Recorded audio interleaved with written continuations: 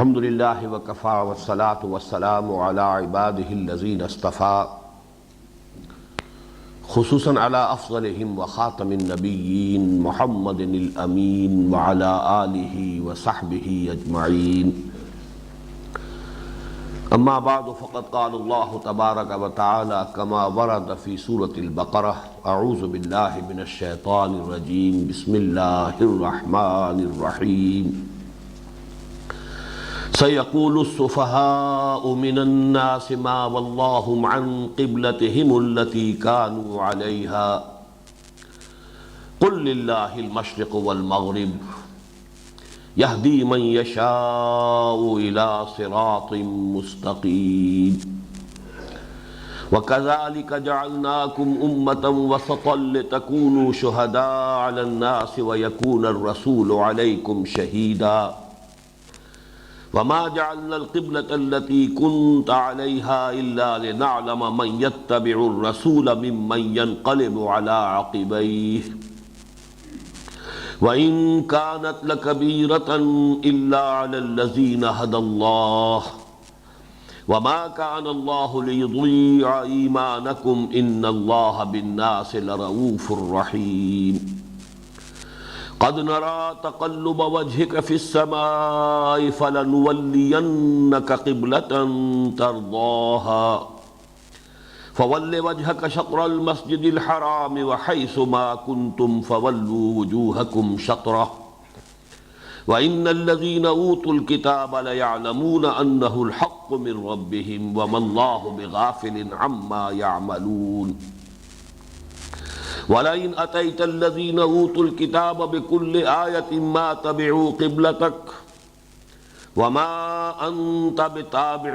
قِبْلَتَهُمْ وَمَا بَعْضُهُمْ بِتَابِعٍ قِبْلَةَ بَعْضٍ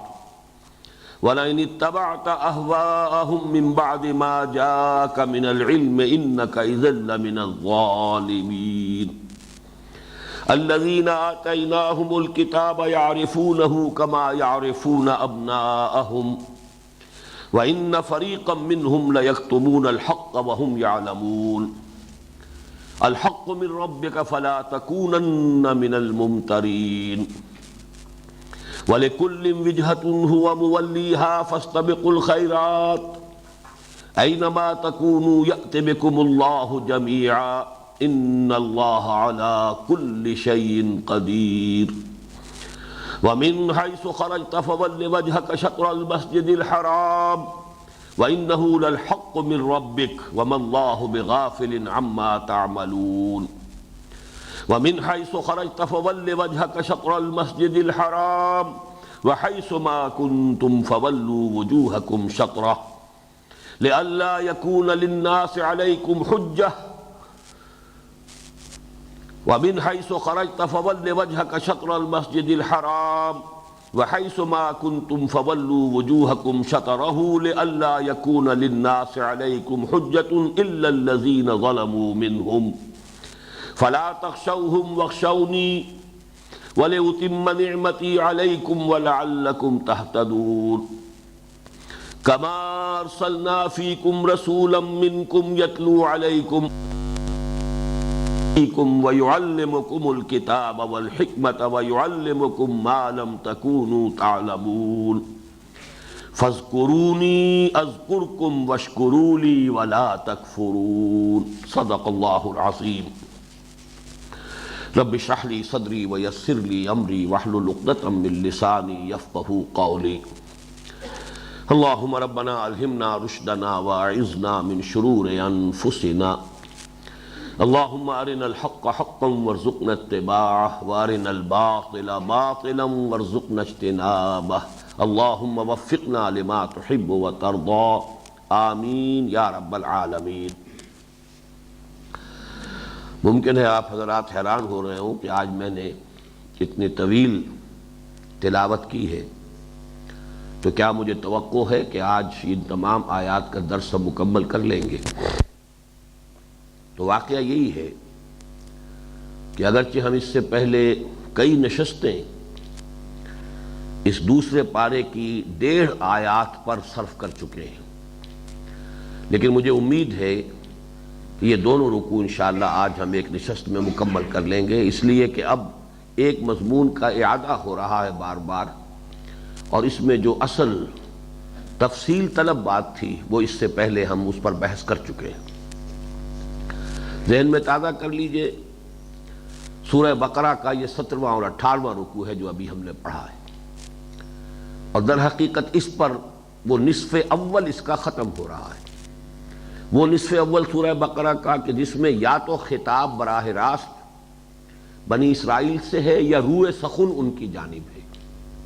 اس کے بعد 19ویں رکوع کے آغاز سے خطاب امت مسلمہ سے شروع ہو جائے گا، یا ایھا الذین آمنوا استعینوا بالصبر والصلاۃ۔ ان 18 رکوعوں کی ہم یہ تقسیم بار بار دیکھ چکے ہیں کہ پہلے 4 رکوع تمہیدی ہیں، پھر 10 رکوع اور 2 آیات مزید یہ خطاب بنی اسرائیل پر مشتمل ہے، پھر 4 رکوع ہے جن کے لیے ہم نے ایک لفظ استعمال کیا، تحویلی رکوع ہے۔ یہ تحویل قبلہ ان کا موضوع ہے، اور در حقیقت تحویل قبلہ علامت ہے تحویل امامت کی، کہ وہ حضرت ابراہیم علیہ السلام سے جو وعدہ کیا گیا تھا، انی جاعلک للناس اماما قال ومن ذریتی قال لا ینال عہد الظالمین، وہ امامت الناس اب حضرت ابراہیم علیہ السلام کی نسل کی ایک شاخ سے منتقل ہو رہی ہے دوسری شاخ کو۔ 2000 برس تک بنی اسرائیل اس پر فائز رہے،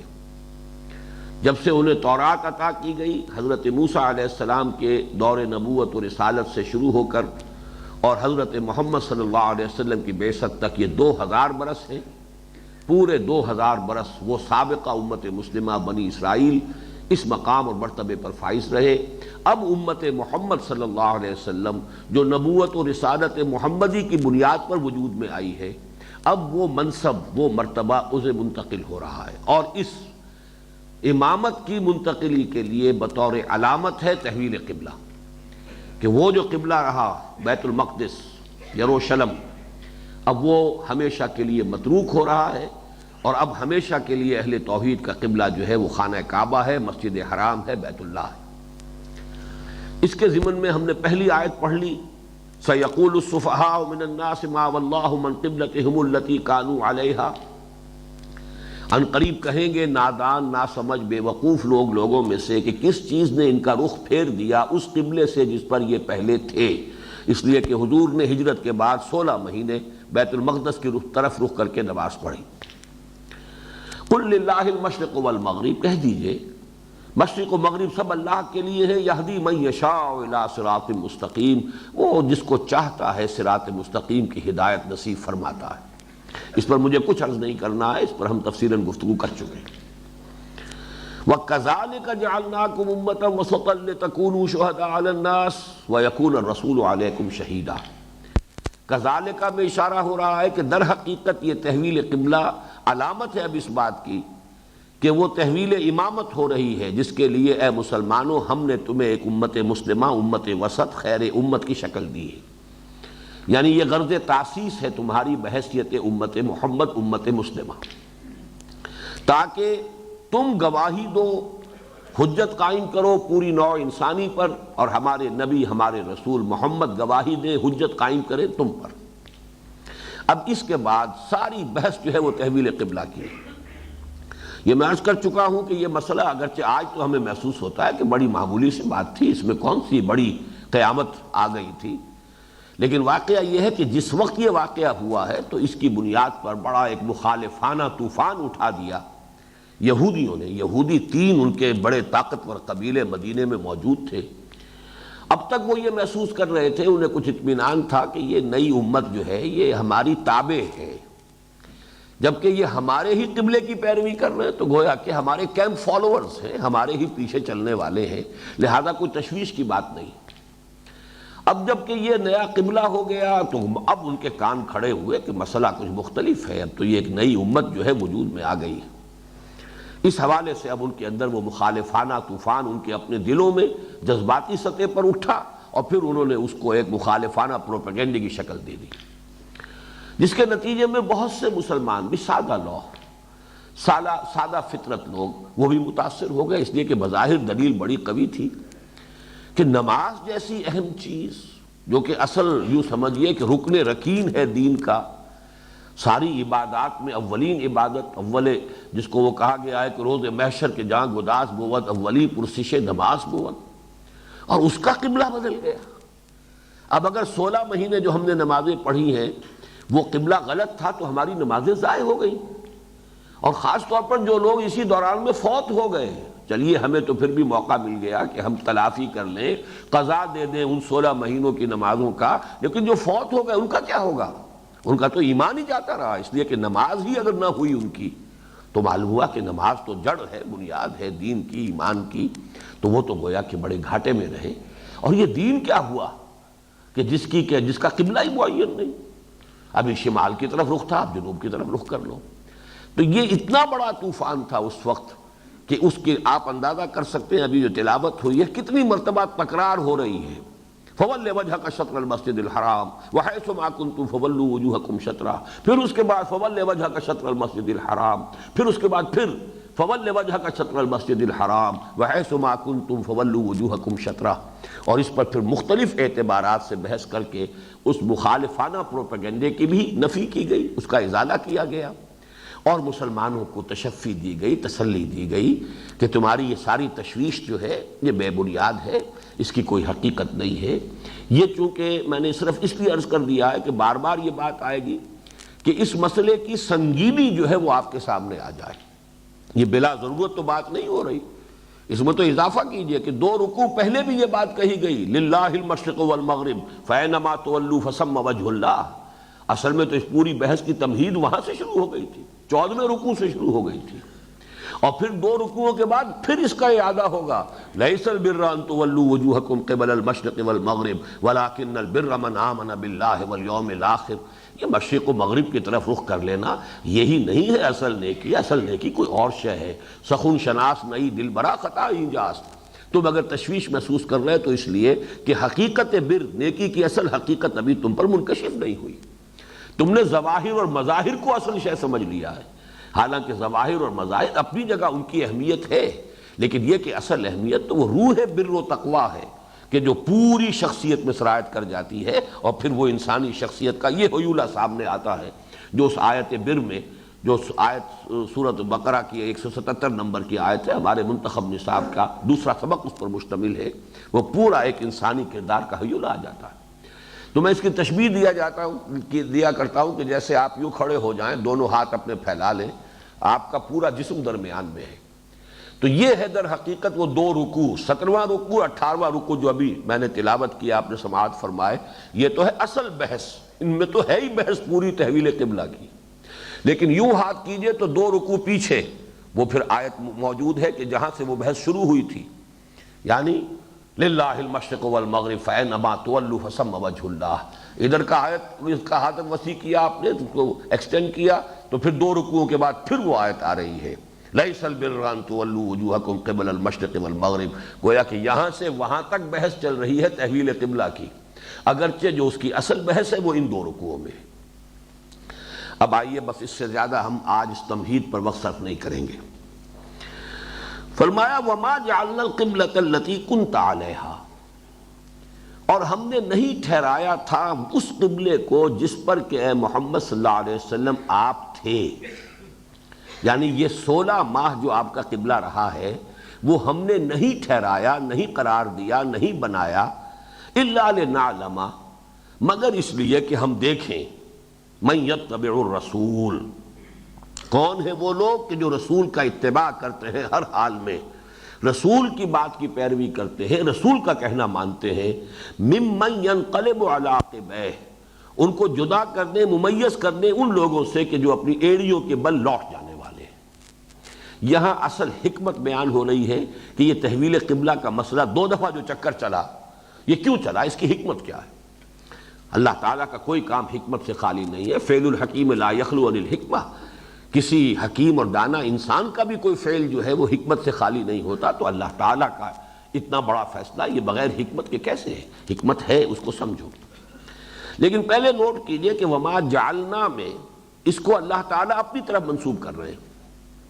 حالانکہ پورے قرآن میں کوئی آیت ہمیں نہیں ملتی کہ جس میں حضور کو یہ حکم دیا گیا ہو کہ آپ خانہ کعبہ کی طرف رخ کرنے کی بجائے اب بیت المقدس کی طرف رخ کر کے نماز پڑھیے، جبکہ اللہ تعالیٰ فرما رہے ہیں کہ یہ قبلہ جو تھا یہ ہم نے مقرر کیا تھا۔ اب اس کا مفہوم کیا ہے؟ پہلا مفہوم، اور وہ اس اعتبار سے بہت اہم ہے کہ وحی خفی کے لیے یہ ایک بہت بڑی دلیل ہے قرآن مجید میں کہ حضور کو وحی صرف وحی جلی نہیں آتی تھی، وحی خفی بھی آتی تھی۔ قرآن مجید ریکارڈ ہے وحی جلی کا۔ وحی جلی یہ وحی متلو کہلاتی جس کی تلاوت کی جاتی ہے، اور یہ وحی باللفظ ہے، اس کا ایک ایک حرف جو ہے وہ اللہ کی طرف سے ہے۔ ایک وحی خفی ہے کہ ایک مفہوم حضور صلی اللہ علیہ وسلم کے قلب مبارک پر اتار دیا جاتا تھا، اسے ہم القاء بھی کہتے ہیں، الہام بھی کہتے ہیں۔ یہ القاء اور الہام جو ہے عام انسانوں کو بھی ہو سکتا ہے، غیر نبی کو بھی ہو سکتا ہے، لیکن نبی کو جب القاء و الہام ہوتا ہے تو وہ بھی قطعی ہوتا ہے، وہ بھی اللہ تعالیٰ کے حکم کے درجے میں ہوتا ہے۔ جیسے کہ آپ کو معلوم ہے حضرت ابراہیم کو حضرت اسماعیل کو ذبح کر دینے کا حکم خواب میں ملا ہے، وہ وحی جلی نہیں تھی۔ انی ارا فی المنام انی اذبحک فانظر ماذا تری، نبی کا خواب بھی وحی ہے، لیکن یہ جو چاہے رؤیا صالحہ ہو، چاہے وہ کوئی الہام ہے، کوئی القاء ہے، نفس فی الروع ہے، یہ تمام چیزیں جو یہ وحی خفی کہلاتی ہیں۔ تو معلوم ہوا کہ حضور کو اللہ تعالیٰ نے وحی خفی کے ذریعے سے یہ حکم دیا کہ آپ اب نماز کے لیے اپنا رخ یا وہ شلم کی طرف کیجئے، شمال کی طرف کیجئے۔ ایک اس کی تعویل یہ ہے۔ دوسری تعویل یہ بھی ہو سکتی ہے کہ یہ حضور صلی اللہ علیہ وسلم کا اپنا اجتہاد ہو، لیکن جو اجتہاد نبوی جس کو اللہ تعالیٰ کی طرف سے تسلیم کر لیا جائے، اس کو ریکگنائز کر لیا جائے، ایکنالج کر لیا جائے، وہ بھی گویا کہ اللہ کی طرف سے ہے۔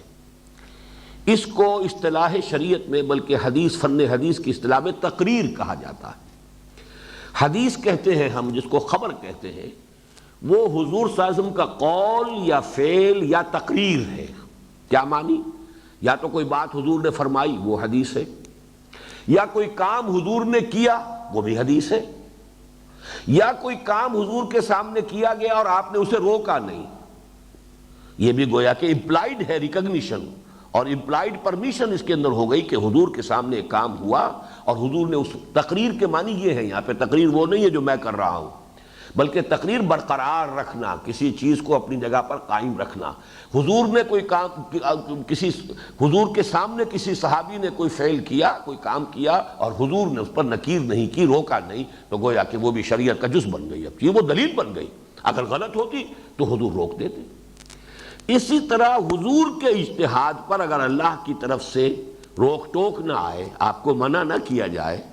تو اجتہاد محمدی صلی اللہ علیہ وسلم کو اگر اللہ تعالیٰ برقرار رکھتا ہے تو یہ اللہ کی تقریر ہے، اور یہ گویا کہ یہ بھی اللہ کی طرف سے اسے ریکگنیشن مل گئی، اللہ کی طرف اس کی نسبت صحیح ہوگی۔ ایک دوسری تعویل یہ بھی ہے۔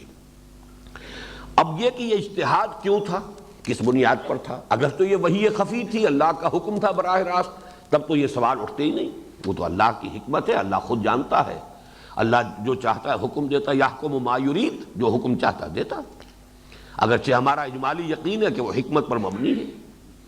لیکن اجتہاد اگر حضور کا تھا جسے کہ اللہ تعالیٰ نے برقرار رکھا اور تقریر خداوندی کے ذریعے سے وہ گویا کہ منسوب ہو رہا ہے اللہ کی طرف، تو سوچنے کی بات ہے کہ آپ کے اجتہاد کی بنیاد کیا ہو سکتی تھی۔ آپ کے اجتہاد کی ایک بنیاد یہ ہو سکتی تھی کہ اصول ہے یہ دین کے معاملے میں، چونکہ تسلسل ہے، یہ وہی دین چلا رہا ہے آدم سے اور محمد الرسول اللہ تک، دین میں کوئی فرق نہیں ہے۔ جو چیز سابقہ امت کی منسوخ نہ ہوئی ہو وہ گویا کہ برقرار ہے، چونکہ جب تک کہ اس منسوخی قبلہ کا حکم نہیں آیا تو سابقہ امت کا قبلہ ہی گویا کہ مسلمانوں کے لیے وہ واجب الاتباع ہے، اس لیے کہ سابقہ امت وہ جس شریعت پر تھی وہ بھی تو شریعت خداوندی تھی، اور اس کا جب تک کہ کسی معاملے میں اس کی منسوخی نہیں ہو جاتی، یہی وجہ کچھ عرصے پہلے وہ آیت آ چکی ہے، ما ننسخ من آیت او ننسها نأت بخیر منها او مثلها، تو گویا کہ سابقہ شریعت کی جو شے منسوخ نہ ہوئی ہو اور جب تک اس کی منسوخی کا اعلان قرآن میں نہیں ہوتا وہ شے قائم رہے گی۔ یہی وجہ حضور تشریف لائے مدینے میں، آپ نے دیکھا عاشورہ کا روزہ رکھتے ہیں، آپ نے فرمایا ہم بھی رکھیں گے۔ اس لیے کہ سابقہ امت کا تعامل ہے، سابقہ امت کی چیز ہے، جب تک کہ اس کے بارے میں کوئی نیا حکم قرآن میں نہیں آتا وہ ہم پر بھی لاگو ہے۔ اور اسی کے حوالے سے نوٹ کر لیجئے بہت اہم مسئلہ ہے رجم کا۔ رجم جو شریعت محمدی میں ہے صلی اللہ علیہ وسلم، اصل میں وہ تسلسل ہے شریعت موسوی کا۔ تورات کا حکم ہے کہ جس کو حضور نے پھر قائم رکھا ہے اور اپنے عمل کے ذریعے سے برقرار کیا رکھا ہے، حالانکہ اس کے لیے قرآن مجید میں کوئی آیت نازل نہیں ہوئی، لیکن قرآن مجید میں اس کی تنسیخ کا نہ آنا دلیل قطعی ہے کہ وہ رجم جو ہے برقرار رہے گا، اس لیے کہ سابقہ امت میں شادی شدہ زانی اور زانیہ کی سزا رجم ہے۔ تو اس اصول کو اچھی طرح جان لیجئے کہ حضور کا یہ اجتہاد اس اصول پر مبنی ہو سکتا ہے کہ سابقہ امت کا جو تسلسل ہے اسی کو برقرار رکھا جائے گا جب تک کہ وہ منسوخ نہ ہو جائے۔ اس میں ایک اور بات بھی ہو سکتی ہے ضمنی، کہ حضور نے مصلحت کو بھی دیکھا ہو، اور وہ مصلحت یہ کہ فوری طور پر ابھی جو بہت سے مسائل ہیں قریش کو کنفرنٹ کرنا ہے، ابھی آپ کی دعوت جو ہے اور انقلابی جد و جہد جس نئے مرحلے میں داخل ہوئی تھی تو اس میں اصل ٹارگٹ تو قریش تھے، لبریشن آف مکہ، کیونکہ حرم جو ہے اور وہ مرکز توحید مشرکین کے تسلط میں ہے۔ تو اس وقت جس حد تک بھی ممکن ہو سکے دوسرا فرنٹ نہ کھولا جائے، یہودیوں کے ساتھ ابھی کنفرنٹیشن کا آغاز نہ کیا جائے، تو ایک مصلحت بھی آیا یہ حضور کے اپنے اجتہاد کی بنیاد تھی یا نہیں، لیکن یہ مصلحت فی الواقع تو حاصل ہوئی، اس لیے کہ آپ کو جسے آپ کہتے ہیں کہ بریدنگ سپیس مل گئی، آپ کو وہ وقت مل گیا کہ جس وقت کے دوران میں آپ نے کنسولیڈیشن جو ہے مکہ مدینے کے اندر اپنی حیثیت کو پوری طرح مستحکم کر لیا، مسلمانوں میں مواخات کرا دی، یہ مہاجرین اور انصار کے درمیان محبت کا رشتہ اور بھائی چارے کا رشتہ قائم فرما دیا، پھر یہ کہ آپ نے اسی عرصے کے دوران وہ 8 جو ہے مہمات بھیجی ہیں، یہ سب کے سب اسی عرصے میں ہو رہا ہے۔ اگر وہ گھر پر بھی فرنٹ کھل چکا ہوتا، اگر اوپن اور ڈائریکٹ ہاسٹیلٹی یہود کی طرف سے بھی شروع ہو جاتی، تو آپ یکسو ہو کر اقدام، جسے ہم نے کہا منہج انقلاب نبوی میں کہ اقدام کا جو مرحلہ شروع ہوا ہے ہجرت کے بعد، حضور اس طرح یکسو ہو کر اپنے اس اقدام کے مرحلے پر اپنی توجہات کو مرکوز نہ کر سکتے۔ یہ مصلحت بالفعل تو ظاہر ہوئی۔ یہ دوسری بات ہے جو میں عرض کر رہا ہوں کہ آیا حضور کے پیش نظر بھی یہ تھی یا نہیں، یہ ہم یقین سے نہیں کہہ سکتے، اور آیا یہ حضور کا اجتہاد اس بنیاد پر تھا یا نہیں، یہ ہم یقین سے نہیں کہہ سکتے، بلکہ جیسا کہ میں نے عرض کیا یہ چیز بھی قطعی نہیں ہے کہ یہ حضور کے اجتہاد ہی پر مبنی بات تھی، بلکہ ہو سکتا ہے کہ یہ وما جعلنا القبلۃ التي كنت عليها یہ وحی خفی کی بنیاد پر ہو، اللہ تعالیٰ کی طرف سے وحی خفی کے ذریعے سے حضور کو یہ حکم دیا گیا۔ بہرحال اب آئیے اگلی بات کی طرف کہ اس کی حکمت کیا تھی۔ إِلَّا لِنَعْلَمَ مَنْ يَتَّبِعُ الرَّسُولَ مِمَّنْ يَنْقَلِبُ عَلَىٰ عَقِبَيْهِ، لِنَعْلَمَ کا ترجمہ میں نے کیا تاکہ ہم دیکھ لیں، تاکہ بات واضح ہو جائے، تاکہ کھل جائے، اس لیے کہ یہ اہل سنت کا جو عقیدہ ہے کہ اللہ تعالیٰ کو بدع نہیں ہوتا، یہ بدع کا لفظ استعمال کرتے ہیں اہل تشیع اور معتزلہ، ان کا عقیدہ یہ ہے کہ اللہ کو بدع بھی ہوتا ہے۔ کیا معنی؟ کسی شے کے وقوع میں آنے کے بعد علم ہونا۔ ہمارا عقیدہ یہ ہے کہ اللہ کو ہر شے ازل سے معلوم ہے، اس کا ازل مکمل، اس کا علم مکمل ہے ازل سے، کوئی شے بھی کسی شے کے وقوع کے بعد اس کے علم میں نہیں آتی، وہ پہلے سے جانتا ہے۔ لیکن یہ چونکہ بات جو ہے وہ جو عقلیت پرست لوگ ہیں یا عقلیت گزیدہ لوگ ہیں جو ریشنلزم کے مت والے ہیں، پھر ان کے لیے یہ چیز جو ہے قابل قبول نہیں ہے، آسانی سے ہضم نہیں ہو سکتی، پیلیٹیبل نہیں ہے، تو وہ کہتے ہیں نہیں ایسا بھی ہو، اور وہ ان کے لیے دلیل یہی ہے لنعلم، تاکہ ہم جانیں، تاکہ ہم دیکھیں، ہم ترجمہ کرتے ہیں تاکہ ہم دیکھیں، واضح کر دیں، اگرچہ لفظی ترجمہ وہی ہے تاکہ ہم جانیں، لنعلم من یتبع الرسول، ہم جان لیں کہ کون اتباع کرتا ہے رسول کی اور کون اپنی ایڑیوں کے بل لوٹ جاتا ہے۔ لیکن یہ کہ اہل سنت کا جو ترجمہ ہے وہ میں اس سے پہلے بھی ہمارے سورہ عنکبوت میں بھی یہ آتا ہے وَلَيَعْلَمَنَّ اللَّهُ الَّذِينَ آمَنُوا وَلَيَعْلَمَنَّ الْمُنَافِقِينَ، اللہ تو جان کر رہے گا اہل ایمان کو اور اللہ جان کر رہے گا منافقین کو، وَلَيَعْلَمَنَّ اللَّهُ الَّذِينَ صَدَقُوا وَلَيَعْلَمَنَّ الْكَاذِبِينَ، اللہ جان کر رہے گا جھوٹوں کو بھی اور اللہ جان کر رہے گا سچوں کو بھی۔ تو گویا کہ اللہ کو پہلے سے معلوم نہیں، یہ ترجمہ ہم نہیں کرتے، ہم اس کی ترجمانی کرتے ہیں کہ اللہ تعالیٰ ظاہر کر دینا چاہیے، دودھ کا دودھ پانی کا پانی جدا کر دینا چاہتا ہے، لِيُحِقَّ الْحَقَّ وَيُبْطِلَ الْبَاطِلَ، باطل کا باطل ہونا ثابت ہو جائے، حق کا حق ہونا ثابت ہو جائے، حجت قائم ہو سکے۔ تو یہ یہاں پر بھی ترجمہ کیجئے الا لنعلم، مگر ہماری حکمت یہ تھی کہ ہم ظاہر کر دیں، کھول دیں، لوگوں پر عیاں کر دیں، من یتبع الرسول ممن ینقلب علی عقبیہ، جدا جدا کر دیں ان لوگوں کو کہ جو رسول کا اتباع کرنے والے ہیں اور ان لوگوں کو کہ جو اپنی ایڑیوں کے بل لوٹ جانے والے ہیں۔ کیا معاملہ؟ اب یہ دیکھیے اس کا 2 مرتبہ اطلاق ہوا ہے، چونکہ ظاہر بات ہے کہ جو مکے کے مسلمان تھے، مہاجرین جنہیں اب ہم کہیں گے جو آ گئے ہیں مدینے، یا ابھی کچھ لوگ تھے جنہوں نے ہجرت نہیں کی تھی، ضعفاء بھی تھے، کمزور لوگ بھی تھے، جب تک حضور صلی اللہ علیہ وسلم مکے میں مقیم رہے، اس کی روایات کافی ملتی ہیں کہ آپ جب نماز پڑھتے تھے مکے میں تو استقبال قبلتین کرتے تھے، یعنی ایسے کھڑے ہوتے تھے کہ بیک وقت خانہ کعبہ بھی سامنے اور یروشلم بھی سامنے، اور یہ فزیکلی پاسبل تھا، اس لیے کہ مکے کے شمال میں ہی ہے مدینہ اور اسی لائن میں سیدھا یروشلم بھی ہے۔ تو اگر آپ خانہ کعبہ کے جنوبی سمت میں کھڑے ہو جائیں، یعنی یہ کہ وہ جو رکنین کہلاتے ہیں، 2 رکن، رکن یمانی اور رکن وہ اسود جو ہے جس پہ حجر اسود ہے،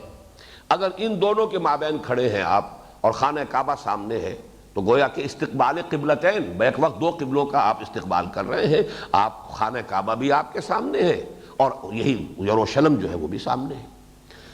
اب ہجرت کے بعد یہ ممکن نہیں تھا، تو لہذا فیصلہ اب یہ ہوا، چاہے وہ وحی خفی سے ہوا چاہے حضور کے اجتہاد سے ہوا، یہ بحث میں کر چکا ہوں کہ اب یروشلم کی طرف رخ ہوگا، اور یہ بہت بڑا امتحان بن گیا مکے کے لوگوں کے لیے، اس لیے کہ خانہ کعبہ جو ہے اس کی ایک مذہبی حیثیت تو ابھی قرآن مجید کے نزول کے ذریعے سے واضح ہو رہی ہے، ان کے لیے یہ نیشنل مونومنٹ تھا، ان کی نسلی یادگار، ان کی خاندانی قومی یادگار، اس کو ایک قومی تقدس کا درجہ حاصل تھا، اس کی طرف پیٹھ کرنا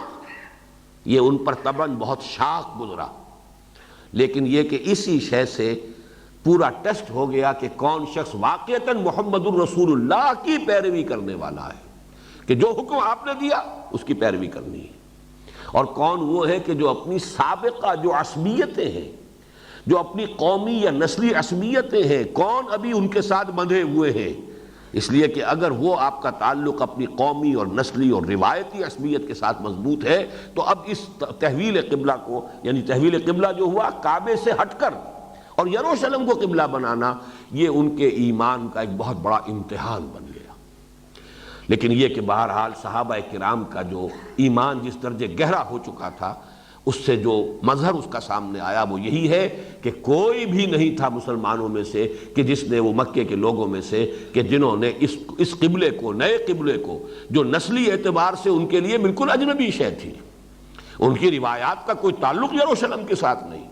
ان کے ہاں سرے سے کوئی تقدس کا معاملہ یروشلم کا ہے ہی نہیں،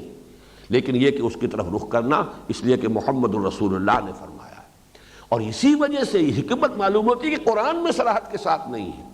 اس لیے کہ یہاں پہ رسول کے ساتھ اٹیچمنٹ کا فیصلہ ہو رہا ہے کہ ہے یا نہیں، ممن یتبع الرسول ممن ینقلب علی عقبیہ،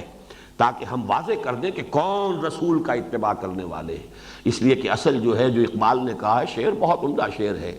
بمصطفیٰ برساں خیش را کے دی ہماؤس، اگر بہو نہ رسیدی تمام بولا بیست۔ دین تو اصل میں نام ہے محمد الرسول اللہ کے اتباع، پیروی محمد کی۔ آخر قرآن کی بھی ہم پیروی کرتے ہیں تو حضور کے بتانے سے ہمیں معلوم ہوا کہ یہ اللہ کا کلام ہے، ہمیں کیا معلوم اللہ کا کلام؟ در حقیقت ہمارے لیے تو وہ بھی اطاعت ہے رسول کی، وَمَن يُطِعِ الرَّسُولَ فَقَدْ أَطَاعَ اللَّهَ، جس نے رسول کی اطاعت کی اس نے اللہ کی اطاعت کی، اس لیے کہ در حقیقت رسول اللہ کے احکام بھی ہمیں رسول کے ذریعے سے مل رہے، تو جس چیز کو پختہ کرنا مقصود ہے وہ رسول کی اطاعت اور رسول کا اتباع ہے۔ اس میں اللہ کی اطاعت تو گویا کہ امپلائیڈ ہے، البتہ جو اصل اطاعت تھی اس وقت جو لوگوں کے لیے امتحان بنتا تھا وہ تو اس شخص معین کی اطاعت تھی، محمد ابن عبداللہ، اس کی اطاعت، اور یہ شاخ گزرتی تھی۔ یہ ہم پڑھ چکے ہیں بہت مرتبہ کہ منافقین پر سب سے زیادہ شاخ گزرنے والی یہی بات تھی۔ یہی وجہ ہے کہ جب قتال کا معاملہ ہوا تو اولاً حضور کا حکم تھا، ابھی قرآن مجید میں صریح حکم نہیں آیا تھا، تو انہوں نے کہا کہ کیوں نہیں، اگر یہ قتال کا معاملہ ہے تو کیوں نہیں کوئی صورت نازل ہو جاتی. پھر وہ صورت بھی نازل ہوئی، ان پر حجت آخری قائم کر دی گئی. لیکن بہرحال اصل میں جو صاحب ایمان ہے اس کے لیے تو اصل دلیل آپ کا فرمان جو ہے وہ اصل دلیل ہے، مستند ہے ان کا فرمایا ہوا. حقیقت میں محمد الرسول اللہ دی ہمہ اوست کا جو معاملہ ہے تو اس کو یہاں سے بھی آپ اخذ کر لیجئے کہ الا لنعلم من يتبع الرسول ممن ينقلب على عقبہ. اپنی سابقہ قومی اور اپنی روایتی عصبیت کی وجہ سے وہ ایڑیوں کے بل جو ہے لوٹ جائیں، یہ کیا ہم نہیں پیروی کر سکتے؟ ہم تو ابراہیم کی نسل سے ہیں، ابراہیم کا بنایا ہوا یہ گھر ہے، ہم تو ملت حنیفی پر ہے. ہم نے تو اب تک یہی سمجھا تھا کہ محمد اسی ملت ابراہیمی کی تجدید کے لیے آئے ہیں، یہ ہمارا قبلہ بدلوا رہے ہیں. معلوم ہوا کہ نہیں، ایمان اتنا راسخ ہو چکا تھا کہ جو آپ فرماتے ہیں، جو آپ کا حکم ہے، جو آپ کا فرمان ہے، جب ہم نے مانا آپ اللہ کے رسول ہیں، وَمَا يَنْطِقُ عَنِ الْهَوَىٰ إِنْ هُوَ إِلَّا وَحْيٌ يُوحَىٰ، تو اس کا لازمی نتیجہ یہ ہے کہ ہم آپ کے ہر قول کو تسلیم کریں، آپ کے ہر فرمان پر لبیک کہیں. یہ ایمان کا اصل ٹیسٹ ہے. إِلَّا لِنَعْلَمَ مَن يَتَّبِعُ الرَّسُولَ مِمَّن يَنْقَلِبُ عَلَىٰ عَقِبَيْهِ. اب جب تحویل ہو رہی ہے تو دوسرا مرتبہ امتحان ہو گیا. اب امتحان ہو گیا، فرض کیجئے کوئی یہودی اسلام لے آیا، ایمان لے آیا. فرض کیجئے عبداللہ ابن سلام اس وقت تک ایمان لا چکے ہو، مجھے تحقیق نہیں ہے کہ وہ کس مرحلے پر ایمان لائے، لیکن اگر کوئی یہود میں سے تھے کہ جو ایمان لے آئے تھے، ان کے لیے اب امتحان بن گیا کہ اب وہ یروشلم کی طرف پیٹھ کریں. گویا کہ ان کی بھی وہ روایت کا جو معاملہ ہے، ان کی بھی جو عصبیت قومی تھی، اس کے اوپر ضرب لگ رہی ہے کہ اب رخ کرو اس خانہ کعبہ کی طرف جو تاحال تو بتکدہ ہے، 360 بت رکھے ہوئے اس کے اندر. اب تک تو وہ مرکز ہے شرک کا، بت پرستی کا.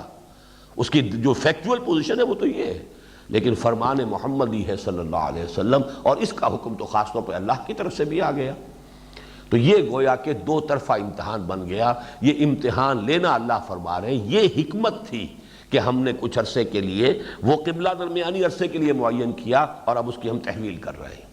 وَمَا جَعَلْنَا الْقِبْلَةَ الَّتِي كُنْتَ عَلَيْهَا إِلَّا لِنَعْلَمَ مَن يَتَّبِعُ الرَّسُولَ مِمَّن يَنْقَلِبُ عَلَىٰ عَقِبَيْهِ وَإِن كَانَتْ لَكَبِيرَةً. اور یہ ان یہاں پر انا کے معنی میں ہے، اور یقیناً یہ بہت بڑی بات تھی، بہت بڑا امتحان تھا. یہ اصل میں بالکل اسی طرح کی بات ہے کہ جب حضرت ابراہیم علیہ السلام نے جب پیشانی کے بل لٹا لیا ہے حضرت اسماعیل علیہ السلام کو، تو جو اللہ تعالیٰ کی طرف سے پھر بات آئی ہے، بس ابراہیم بس واقع ان ھذا لہو البلاء المبین، یعنی ممتحن کی طرف سے شاباش کا اب اس سے زوردار انداز نہیں ہو سکتا کہ وہی واقعتاً امتحان بڑا کڑا تھا، اے ابراہیم شاباش ہے تمہیں کہ تم اس کڑے امتحان کے اندر بھی پورے اترے ہو. ان ھذا لہو البلاء المبین، یعنی یہ کہ ممتحن جو ہے اسے بس کرنی پڑی ہے. جس کا امتحان لیا جا رہا تھا اس نے تو اپنے اکلوتے بیٹے کی گردن کے اوپر چھری چلا دی. حکم کی فرما برداری تو پھر اس کا نام ہے. اذ قال له ربه اسلم قال اسلمت لرب العالمین فلما اسلما وتلہ للجبین. بالکل وہ بات یہاں کہی جا رہی ہے، یہ امتحان معمولی نہیں تھا. وَإِن كَانَتْ لَكَبِيرَةً، یقیناً یہ ایک بہت بڑی بات تھی. إِلَّا عَلَى الَّذِينَ هَدَى اللَّهُ، سوائے ان کے کہ جنہوں اللہ نے ہدایت دے دی ہو. یہاں یہ ہدایت کا لفظ آیا اس معنی میں جو سورہ تغابن میں ہے، وَمَن يُؤْمِن بِاللَّهِ يَهْدِ قَلْبَهُ، جو حقیقتاً ایمان رکھتا ہے اللہ پر، اللہ اس کے دل کو ہدایت دے دیتا ہے. ہدایت کس بات کی؟ تسلیم و رضا کی. سر تسلیم خم ہے جو مزاج یار میں آئے، جو حکم ہے حاضر، یہ ہے ہدایت. تو الا ان كانت لكبيرة الا على الذين هدى الله وما كان الله ليضيع ایمانكم. اور اے مسلمانوں اس تشویش میں مبتلا نہ ہو جاؤ کہ جو فوت ہو گئے ان کے ایمان ضائع ہو گئے، یا تمہاری 16 مہینہ کی نمازیں ضائع ہو گئی. نہیں، وہ بھی حکم رسول کا تھا. نمازیں ادھر پڑھی، وہ نمازیں بھی پوری ہیں، ان میں کوئی نقص نہیں ہے. اور یہ بھی حکم اب رسول کا اور اللہ کا تمہارے سامنے آ رہا ہے، اب ادھر نماز پڑھو گے تو چونکہ یہی اب حکم ہے، یہ نمازیں بھی صحیح ہیں اور درست ہیں، کسی کی کوئی نماز ضائع نہیں ہوئی. اور نماز کی عظمت کے اعتبار سے نماز کے لیے لفظ ایمان آ رہا ہے، چونکہ تشویش یہی ہو گئی تھی کہ ہمارا تو ایمان ضائع ہو گیا، خاص طور پر جو فوت ہو گئے اس عرصے کے دوران. چلیے جیسا کہ میں نے عرض کیا، ہمارے لیے تو امکان ہے 16 مہینے کی نمازوں کی بھی قضا دے لیں گے، لیکن یہ کہ جو مر گئے ان کا کیا ہوگا؟ وَمَا كَانَ اللَّهُ لِيُضِيعَ ایمانکم، اللہ کی یہ شان نہیں ہے کہ وہ تمہارے ایمانوں کو ضائع کر دے. ان اللہ بالناس لرؤوف الرحیم. یہ بالکل اسی طرح کا انداز ہے جس سورہ مائدہ میں آیت نازل ہوئی ہے. جب شراب کی حرمت کا آخری حکم آیا تو لوگوں کو تشویش ہوئی. اگر ایسی بری شے تھی، حرام مطلق تھی، نجس شے تھی، تو ہم تو اب کسی کو 60 برس ہو گئے پیتے ہوئے، کسی کو 50 برس ہو گئے پیتے ہوئے. تو انہیں یہ احساس ہوا کہ ہمارے تو وجود کے ہر سیل کے اندر شراب داخل ہوئی ہوئی ہے، یہ نجاست جو ہے اس سے ہم کیسے پاک ہوں گے. تو اس تشویش کے ازالے کے لیے وہ آیت نازل ہوئی کہ کوئی نہیں، لیس علی الذین آمنوا وعملوا الصالحات جناح فیما طعموا. اب تک جو کچھ کھا پی چکے اس میں کوئی جناح نہیں، کوئی ان کے اوپر گناہ نہیں، کوئی ان پر الزام نہیں. جب تک کہ حرمت کا آخری حکم نہیں آیا تھا تم شرابیں پیتے رہے، کوئی حرج کی بات نہیں. لیس علی الذین آمنوا وعملوا الصالحات جناح فیما طعموا اذا ما اتقوا وآمنوا وعملوا الصالحات ثم اتقوا وآمنوا ثم اتقوا واحسنوا واللہ یحب المحسنین. جبکہ وہ مسلسل ایمان کی طرف بڑھتے چلے گئے، جس وقت جو حکم آیا، جو مرحلہ آیا، بصر و چشم حاضر رہے. تو اب یہ جب تک کہ اس حرمت کا حکم آخری نہیں آیا تھا، جو تم نے کھایا پیا ہے، خنزیر کی حرمت کا بھی جب تک حکم نہ آیا ہو، اگر خنزیر بھی کھایا پیا ہے تو اس سے وہ کوئی تمہارے وجود کا جزو لازم نہیں بن گیا ہے، اس لیے کہ وہ اس وقت تک جب تک کہ حرمت کا حکم نہ آیا ہو اس وقت تک وہ حرام ہے ہی نہیں. لہذا کوئی تشویش جو ہے، یہ چنتا جو تمہیں ہو رہی ہے، اس کی کوئی ضرورت نہیں ہے، اس تشویش کو دور کر دو. وہی انداز یہ ہے وَمَا كَانَ اللَّهُ لِيُضِيعَ ایمانکم ان اللہ بالناس لرؤوف الرحیم. اللہ تو انسانوں کے حق میں رؤوف ہے، رحیم ہے. وہ کیسے؟ ایسا معاملہ اس سے کیسے تم توقع کرتے ہو، اندیشہ رکھتے ہو کہ وہ ایسے خلوص کے ساتھ پڑھی ہوئی نمازیں ضائع کر دے گا. قد نرى تقلب وجهك في السماء. یہاں کننا کا لفظ محذوف ہے، قد کننا نرى. یہاں قد آیا ہے صرف تاکید کے لیے، اصل میں کننا نرى، ہم دیکھتے رہے تھے. یہ در حقیقت ماضی استمراری کے لیے ہے. قد کننا نرى، ہم یقیناً دیکھتے رہے تھے اے نبی. تقلب وجهك في السماء، آپ کے چہرے کا بار بار آسمان کی طرف اٹھنا. ایک حالت منتظرہ تاری تھی حضور پر صلی اللہ علیہ وسلم، کب یہ حکم آئے. یہ حالت منتظرہ، یہ آپ کا بار بار وحی کے انتظار میں، یہ آپ کی نگاہوں کا آسمان کی طرف اٹھنا. پہلے تو یہ دیکھیے کہ حضور کے ساتھ خطاب کا کیا انداز ہے، شفقت اور محبت اور عنایت اور التفات جسے کہتے ہیں. قد نرى تقلب وجهك في السماء، ہم دیکھتے رہے یقیناً اے نبی، اے محمد، آپ کے چہرے کا بار بار آسمان کی طرف اٹھنا. فَلَنُوَلِّيَنَّكَ قِبْلَةً تَرْضَاهَا، تو ہم لازماً تحویل کر دیں گے، پھیر دیں گے اس قبلے کی طرف جو آپ کو پسند ہے. فَوَلِّ وَجْهَكَ شَطْرَ الْمَسْجِدِ الْحَرَامِ، تو لو اب پھیر دو اپنے رخ کو مسجد حرام کے رخ پر، اس کی جانب. وَمِنْ حَيْثُ وَحَيْثُ مَا كُنْتُمْ فَوَلُّوا وُجُوهَكُمْ شَطْرَهُ. پہلے چونکہ صیغہ واحد میں حضور سے خطاب تھا، اب یہاں امت مسلمہ کو جمع کے صیغے میں، اور جہاں کہیں بھی اے مسلمانوں تم ہو اسی کی طرف اپنا رخ کیا کرو نماز میں. وَمَا اللَّهُ وَإِنَّ الَّذِينَ أُوتُوا الْكِتَابَ لَيَعْلَمُونَ أَنَّهُ الْحَقُّ مِنْ رَبِّهِمْ وَمَا اللَّهُ بِغَافِلٍ عَمَّا يَعْمَلُونَ. اور جن لوگوں کو کتاب دی گئی تھی وہ خوب جانتے ہیں کہ یہ حق ہے ان کے رب کی طرف سے، اور اللہ غافل نہیں ہے اس سے جو کچھ وہ کر رہے ہیں. اب یہاں بھی جو ایک مسئلہ ہے وہ یہ کہ حضور کیوں منتظر تھے، بار بار کیوں آپ کی نگاہ اٹھ رہی تھی. اس کی تعویلات یہ ہو سکتی ہیں کہ ایک تو بر بنائے طبع، حضور کو بھی جو کعبے کے ساتھ محبت تھی، جب ہجرت کے لیے روانگی کے وقت جو ہے آپ لپٹے ہیں کعبے کے ساتھ، آپ نے فرمایا اے کعبہ مجھے تجھ سے بڑی محبت ہے لیکن کیا کروں، یہاں کے لوگ مجھے رہنے نہیں دے رہے. تو آپ پر شاک گزر رہی تھی یہ کعبے کی مفارقت جس کو کہنا چاہیے. تو اب یہ کہ وہ آپ کی محبت طبعی محبت، یہ طبعی محبت نسلی بھی ہو سکتی ہے، آخر طبع انسانی ہے. اگر ایک آپ کے شیرخوار بچے کا عالم نزع جو تھا اس کے اندر آپ کی آنکھوں سے آنسو آ گئے تھے تو یہ کوئی منافی نہیں ہے، یہ طبع بشری ہے، یہ ایک فطرت انسانی ہے. تو خود اس کے ساتھ وہ ایک محبت، پھر یہ محبت اس علم کی بنیاد پر بھی کہ آپ کو معلوم ہے. یہ ہو سکتا ہے کہ پورا کا پورا معاملہ، جیسا کہ ہم جو ہے جانتے ہیں کہ انبیاء کے علم کا معاملہ جو ہے وہ ہمارے محدود پیمانوں سے اس کو ناپا تولا نہیں جا سکتا. حضور کے علم میں ہو کہ اصل یہی ہے اور تحویل ہونی ہے، بس صرف ایک انتظار کی کیفیت ہے. تو یہ دونوں چیزیں، دونوں امکانات موجود ہیں کہ جس کی بنا پر بار بار آپ کی نگاہ اٹھتی تھی کہ کب وہ حکم آئے، کب فیصلہ آئے، کب اللہ کی طرف سے آیات نازل ہو اور ہم اپنا رخ جو ہے مسجد حرام کی طرف کر دیں۔ قد نرى تقلب وجهك في السماء فلنولينك قبلة ترضاها، اس میں بھی بڑی عنایت ہے، جو آپ کو پسند ہے، جس سے آپ راضی ہیں۔ فول وجهك شطر المسجد الحرام، تو اب پھیر دیجئے اپنے چہرے کو مسجد حرام کے رخ پر۔ وحیث ما کنتم، اور یہ صرف محمد کے لیے نہیں ہے حکم، اے امت صلی اللہ علیہ وسلم، اے امت محمد، فمن حیث ما کنتم فولوا وجوہکم شطرہ، اب یہ مستقل ہے ابد الآباد تک کے لیے، جہاں کہیں بھی تم ہو، مشرق میں ہو، مغرب میں ہو، شمال میں ہو، جنوب میں ہو،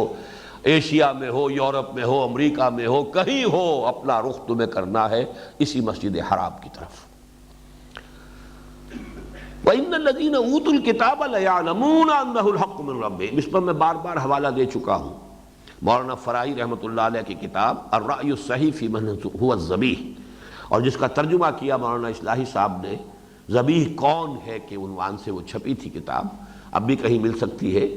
اس میں ثابت کر دیا ہے کہ تورات سے بھی یہی پتہ چلتا ہے کہ اصل قدیم قبلہ یہی ہے۔ قرآن تو صراحت سے کہتا ہے ان اول بیت وضع للناس للذی ببکۃ مبارکا وہدی للعالمین، تو پہلا گھر ہے جو بنا ہے، لہذا ہمیشہ سے قبلہ وہی ہے، قبلہ اول وہی ہے۔ یہ ہمارے ہاں قبلہ اول جو ہے کہہ دیا جاتا ہے کبھی مسجد اقصیٰ کو، یہ بات غلط ہے۔ مسجد اقصیٰ کہہ لیجئے، یروشلم کہہ لیجئے، جو بھی ہیکل سلیمانی کہیے، ٹیمپل آف سولومن، اس کی تو تعبیر ہوئی ہے حضرت ابراہیم علیہ السلام کے بعد کم سے کم 600 سال کے بعد۔ تو یہ تو معاملہ یوں سمجھیے کہ بہت ہی بعد کی شے ہے۔ تو حضرت ابراہیم بھی معمار ثانی ہے اس کعبے کے۔ یہ کعبہ کا تو میں نے جیسا کہ وضاحت سے عرض کر چکا ہوں، حضرت آدم اور حضرت شیس وہ باپ بیٹا در حقیقت اس کے اصل معمار اول ہے۔ حضرت ابراہیم اور حضرت اسماعیل یہ باپ بیٹا اس کے معمار ثانی ہے۔ تو یہ کہ اہل کتاب اس سے واقف ہیں، ان کے علماء جانتے تھے۔ وہ جب وہ اپنا جو وہ صحرا کے اندر جب صحرا نوردی کر رہے تھے صحرائے تیہ میں، تب بھی اپنا خیمہ جو عبادت گاہ قربان گاہ کا خیمہ ایسے لگاتے تھے کہ اس کا رخ جو ہے وہ جنوب کی طرف ہوتا تھا، خانہ کعبہ کی طرف ہوتا تھا۔ اور حضرت موسیٰ کے تذکرے میں قرآن مجید سے جو ہمیں ثبوت ملتا ہے وَجْعَلُوا بُيُوتَكُمْ قِبْلَةً، اپنے گھر ہی قبلہ رخ بنا لو۔ تو مسجدیں تو نہیں بنا سکتے، آل فرعون جو ہے وہ تمہارے لیے رکاوٹ بنیں گے، رکاوٹ ڈالیں گے، اپنے گھر ہی قبلہ رخ بناؤ۔ لیکن بہرحال نماز قائم رکھو، چاہے گھروں کے اندر کرو۔ جیسے حضور بہت عرصے تک مکے میں وہ دار ارقم کے اندر نماز ادا کرتے رہے باجماعت مسلمانوں کے ساتھ، خانہ کعبہ میں آ کے نماز ادا کرنا ممکن نہیں تھا۔ بہرحال اس کو ذہن میں رکھیے کہ یہ لوگ خوب جانتے ہیں کہ یہ حق ہے، انہ الحق من ربہم وما اللہ بغافل عما یعملون، یعنی یہ جو مخالفانہ پروپیگنڈا کر رہے ہیں، جو طوفان انہوں نے اٹھا دیا ہے، اللہ کو خوب معلوم ہے، وہ بھی جانتے ہیں کہ اصل حقیقت یہی ہے، اصل قبلہ یہی ہے، قدیم قبلہ یہی ہے۔ یہ تو عارضی تھا ایک قبلہ کے جو بنا تھا یروشلم کا، لیکن یہ کہ یہ اب اگر وہ اس کی مخالفت کر رہے ہیں، جانتے بوجھتے کر رہے ہیں، تو اللہ تعالیٰ ان کی ان تمام حرکتوں سے ناواقف نہیں ہے۔ وَلَئِنْ أَتَيْتَ الَّذِينَ أُوتُوا الْكِتَابَ بِكُلِّ آیَةٍ مَا تَبِعُوا قِبْلَتَكَ، اور اے نبی چاہے آپ تمام دلائل پیش کر دیں ان اہل کتاب کو جن کو کتاب دی گئی تھی، تمام نشانیاں پیش کر دیں، یہ آپ کے قبلے کی پیروی کرنے والے نہیں ہیں۔ یہ ہم پہلے بھی پڑھ چکے ہیں، آیت آ چکی ہے لن ترضى عنك اليهود ولا النصارى حتى تتبع ملتهم۔ اے نبی آپ کتنی ہی پیمپرنگ فرما لیں، کتنی ہی ان کے ساتھ جو ہے وہ مدارات کا رویہ اختیار کر لیں، یہ کبھی راضی نہیں ہوں گے یہ یہود اور نصارہ آپ سے، جب تک کہ آپ ان کی ملت کی پیروی نہیں کریں گے، ان کے تابع نہیں ہوں گے، نہیں مانیں گے۔ وہی بات یہاں ہے وَلَئِنْ أَتَيْتَ الَّذِينَ أُوتُوا الْكِتَابَ بِكُلِّ آیَةٍ مَا تَبِعُوا قِبْلَتَكَ وَمَا أَنْتَ بِتَابِعٍ قِبْلَتَهُمْ، اور نہ ہی آپ ہیں پیروی کرنے والے ان کے قبلے کی۔ کیوں؟ اس لیے کہ یہ حق آپ کے اوپر اللہ تعالیٰ کی طرف سے منکشف ہو چکا، اللہ کا حکم آ چکا، اب آپ اس کی پیروی کرنا آپ کے لیے کوئی امکان نہیں۔ وَمَا بَعْضُهُمْ بِتَابِعٍ قِبْلَةَ بَعْضٍ، اور نہ وہ ایک دوسرے کے، ان میں سے بعض پیروی کرنے والے ہیں بعض کے قبلے کی۔ اس کی وضاحت میں پہلے کر چکا ہوں کہ اگرچہ یروشلم شہر کی حیثیت سے اور ہیکل سلیمانی اس عمارت کی حیثیت سے یہود اور نصارہ دونوں کے لیے متبرک تھا، لیکن یہ ہے کہ اس کے بھی شرقی اور غربی کونے کے اندر ان کے قبلے کا اختلاف تھا، کیونکہ حضرت مریم نے جو اعتکاف کیا تھا مکاناً شرقیہ، اور وہاں پر جو ہے ان کا جو معاملہ ہوا ہے فرشتے کے ساتھ جو سورہ مریم کے اندر جس کا تذکرہ موجود ہے، لہذا عیسائی وہ شرقی گوشے کو اپنا قبلہ مانتے ہیں ہیکل کے، اور یہودی غربی کو جو اس کا گوشہ ہے اسے اپنا قبلہ مانتے ہیں۔ اب ظاہر بات ہے کہ دوسرے شہروں سے تو اس میں فرق نظر نہیں آئے گا، لیکن جب عین وہ ہیکل میں ہوں گے تب تو زمین و آسمان کا فرق ہو جائے گا نا۔ یہ جو معاملہ ہے کہ ہم خانہ کعبہ میں جب پہنچے ہوتے ہیں مسجد حرام میں تو سب کا رخ جو ہے وہ اسی بیت اللہ کی طرف ہے، سرکل ہے، ایک سرکل ہے، پھر دوسرا سرکل ہے، پھر تیسرا سرکل ہے جو، لیکن وہاں تو یہ نہیں ہوگا، یہودیوں کا رخ ہوگا غربی گوشے کی طرف جانب غرب، عیسائیوں کا رخ ہوگا شرقی گوشے کی طرف، تو عین ہیکل میں تو ان کے قبلے جدا ہو گئے۔ چاہے یورپ سے اگر کوئی وہ عبادت کریں گے تو یروشلم تو ایک ہی ڈائریکشن ہے، اس کے وہ ہیکل کا مشرق اور ہیکل کا مغرب، فاصلے سے تو اس میں کوئی فرق نظر نہیں آئے گا، لیکن عین جب ہیکل میں ہوں گے، اور ہیکل اب بننے والا ہے، بن کر رہے گا، یہ تھرڈ ٹیمپل اسے وہ کہتے ہیں، اب تھرڈ ٹیمپل اس کی کنسٹرکشن اب ہونے والی ہے۔ پہلا ٹیمپل وہ تھا کہ جو بنایا تھا حضرت سلیمان نے علیہ السلام، جس کو کہ پھر برباد کیا اور منہدم کیا اور ریز ٹو دی گراؤنڈ کی حد تک جو ہے وہ نبوکدنضر نے کیا۔ سیکنڈ ٹیمپل اس کے بعد پھر بنا ہے حضرت عزیر علیہ السلام کے زمانے میں، وہ سیکنڈ ٹیمپل تھا، اسے گرایا ٹائٹس رومی نے سن 70 عیسوی میں۔ اب یہ تھرڈ ٹیمپل ہوگا، سن 70 عیسوی سے لے کر 1924 برس ہو چکے ہیں، ان کا وہ ہیکل سلیمانی زمیں بوس ہے۔ اب تھرڈ ٹیمپل، اب جب اسرائیلی ریاست بن گئی، یروشلم پر قبضہ مستحکم ہو گیا، اب سارے عرب ممالک جو ہے ان سے صلح کر رہے ہیں، اب ان کے لیے کوئی رکاوٹ نہیں، وہ اب یروشلم کے اندر مسجد اقصیٰ وہ کسی بہانے سے گرا دیں گے، کوئی آرٹیفیشل زلزلہ لے آئیں گے، کوئی جنونی تھے انہوں نے آگ لگا دی، ہم کیا کریں؟ ایک جنونی تھا جس نے کہ مسجد خلیل میں گھس کر کتنے افراد کو جو ہے ہلاک کر دیا، شہید کر دیا، ایسے کوئی جنونی آ گیا تھا، ایک مرتبہ پہلے آگ لگا دی تھی۔ کوئی فینیٹکس ہے، فنڈامنٹلسٹ ہے، انہوں نے یہ کام کر دیا، گرا دیا ہے، کوئی دھماکہ کر دیا ہے۔ بہرحال اس کے لیے بہانہ تراشنا کوئی مشکل کام نہیں ہے، وہ کام اب انہیں کرنا ہے، اور جہاں تک مجھے اندازہ ہے میکسیمم 2-2.5 سال کا وقفہ ہے اس میں،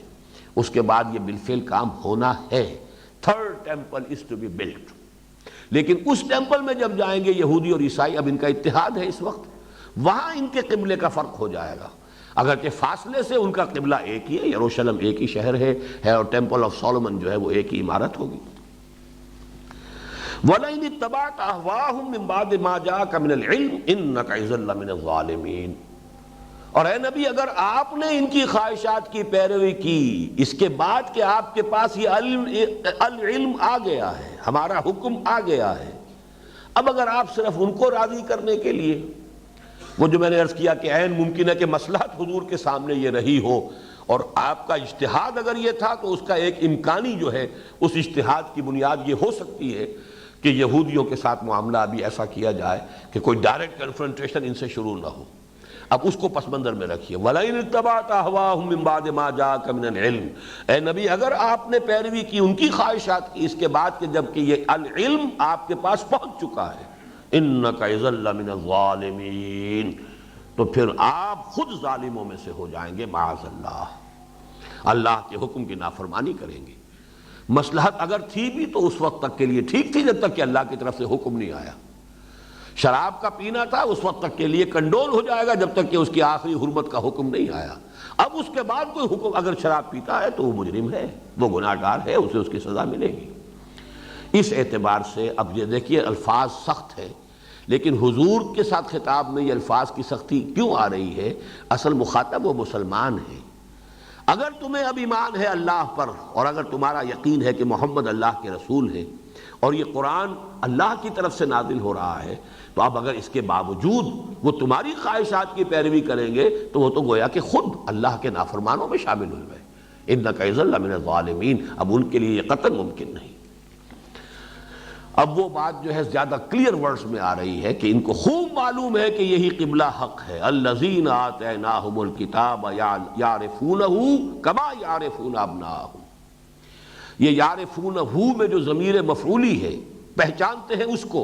اس کا رخ حضور کی ذات کی طرف بھی ہو سکتا ہے کہ آپ کو پہچانتے ہیں کہ آپ اللہ کے نبی ہیں۔ اس کا رخ جو ہے قرآن کی طرف بھی ہو سکتا ہے کہ جانتے ہیں کہ قرآن حق ہے۔ اور یہاں پر چونکہ یہ سیاق و سباق میں قبلے کی بات آ رہی ہے، یہ اس قبلے کی طرف بھی ہو سکتا ہے کہ ان لوگوں کے علم میں ہے۔ اور یہ میں پہلے بیان کر چکا ہوں کہ الذین آتیناہم جب آتا ہے، جبکہ یہ معروف کے صیغے میں آتا ہے، تو جو ان کے اچھے لوگ ہیں، جو ان کے حق پسند لوگ ہیں، جو ان میں بہتر لوگ تھے نسبتاً، ان کی طرف اشارہ ہوتا ہے۔ اور جب الذین اوتوا الکتاب مجہول کا صیغہ ہوتا ہے تو جو ان کے اشرار تھے، جو ان کے فساق و فجار تھے، جو کہ حق کے پہچاننے کے اندر کوتاہی کر رہے تھے، وہ ان کی طرف اشارہ ہوتا ہے۔ مقام ضم میں جب ہوگا تو مجہول میں ہوگا الذین اوتوا الکتاب، جو کتاب دیے گئے۔ مقام مدح میں کہیں مقام آئے گا تو وہ معروف میں آئے گا الذین آتیناہم الکتاب، وہ لوگ جنہیں ہم نے کتاب عطا فرمائی ہے۔ لَيَعْلَمُونَ أَنَّهُ الْحَقُّ مِنْ رَبِّهِمْ، لام یہاں پر تاکید کے لیے ہے، خوب پہچانتے ہیں۔ يَعْرِفُونَهُ كَمَا يَعْرِفُونَ أَبْنَاءَهُمْ، ایسے پہچانتے ہیں اس کو جیسے کہ اپنے بیٹوں کو پہچانتے ہیں۔ وَإِنَّ فَرِيقًا مِّنْهُمْ لَيَكْتُمُونَ الْحَقَّ وَهُمْ يَعْلَمُونَ، لیکن ان میں سے بھی ایک گروہ ہے ایسا کہ جو جانتے بوجھتے حق کو چھپا رہا ہے۔ الحق من ربک فلا تکونن من الممترین، لیکن اب یہ حق آ گیا ہے اے مسلمانوں یا اے نبی آپ کے رب کی طرف سے، تو ہرگز مت بنیے اس میں کوئی بھی شک کرنے والے۔ ظاہر بات ہے کہ محمد الرسول اللہ صلی اللہ علیہ وسلم کو کسی شک کا کوئی امکان نہیں، لیکن خطاب یہاں بظاہر حضور سے حقیقت میں ان مسلمانوں سے ہو رہا ہے جن کو کہ اس تحویل قبلہ پر تشویش پیدا ہو گئی تھی۔ وَلِكُلٍّ وِجْهَةٌ هُوَ مُوَلِّيهَا، اب یہاں پھر قبلے کی جو بنیادی حکمت ہے اس کے پر گفتگو ہو رہی ہے۔ ہر ایک کے لیے کوئی ہدف ہوتا ہے، وجہ چہرہ جدھر کیا جائے، جدھر رخ اختیار کیا جائے، ہوا مولیہا، وہ اسی کی پیروی کرنے والا ہے، اسی کا اتباع کرنے والا ہے۔ گویا کہ یہ کہ ہر امت کے لیے ایک مرکز، جیسے کہ اب یہ یہود کے لیے یروشلم ہے، یہ اے مسلمانوں جو قبلہ اہل توحید ہے وہ یہ خانہ کعبہ ہے۔ لیکن یہاں سے بات کا رخ بڑے معنوی انداز کے اندر، جو معنوی حقیقت ہے اس کی طرف پھیرا جا رہا ہے۔ فاستبقوا الخیرات، یعنی جیسے کہ کہیں دوڑ لگتی ہے تو کوئی نشان مقرر کر لیا جاتا ہے کہ وہاں تک پہنچنا ہے، جو پہلے جا کر ہاتھ لگا دے گا وہ جیت گیا۔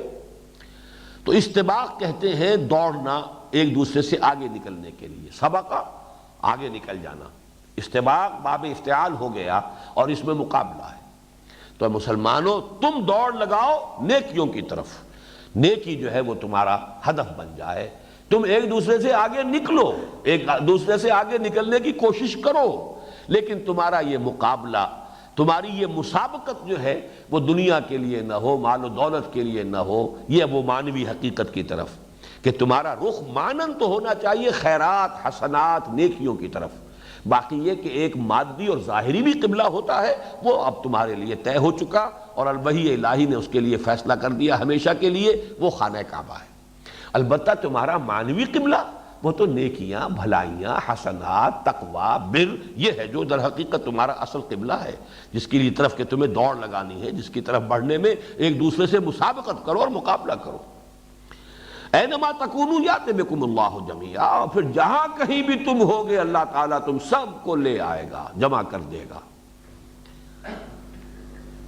وہ یوم الحشر جو ہے وہ آ کر رہے گا، ذالک یوم التغابن، وہ جو ہار اور جیت کے فیصلے کا دن ہے، کون جیتا کون ہارا، کون پیچھے رہ گیا، کون آگے نکل گیا، کون متقدم ہوا اور کون متاخر ہوا، یہ سب چیزیں جو ہیں اس وقت طے ہو جائیں گی، تمہیں جمع کر دے گا۔ ان اللہ علی کل شیء قدیر، یقیناً اللہ تعالی ہر چیز پر قادر ہے۔ اب پھر دیکھیے اس معاملے کی اہمیت میں بیان کر چکا ہوں، کس تکرار کے ساتھ اب اس بات کو جو ہے بیان کیا جا رہا ہے۔